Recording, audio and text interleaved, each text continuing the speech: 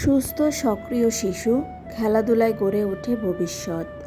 খেলাধুলা একটি শিশুর শারীরিক, মানসিক এবং সামাজিক উন্নয়নের জন্য অত্যন্ত গুরুত্বপূর্ণ।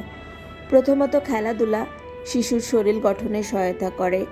এটি শিশুকে ফিট ও সক্রিয় রাখে এবং নানা ধরনের অসুস্থতা থেকে রক্ষা করে। দ্বিতীয়ত, খেলাধুলা মানসিক স্বাস্থ্যের উন্নয়ন ঘটায়।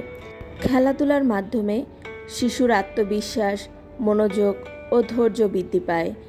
তৃতীয়ত, খেলাধুলা শিশুকে সামাজিকভাবে দক্ষ করে তোলে। দলগত খেলায় অংশগ্রহণের মাধ্যমে শিশুর বন্ধুত্ব, সহযোগিতা ও নেতৃত্বের গুণাবলী শেখে। সবশেষে, খেলাধুলা শিশুর মনের আনন্দ ও উৎসাহ যোগায়, যা তাকে জীবনের অন্যান্য কাজে উৎসাহী করে তোলে। সুতরাং শিশুর সামগ্রিক বিকাশের জন্য খেলাধুলা অত্যন্ত প্রয়োজনীয়।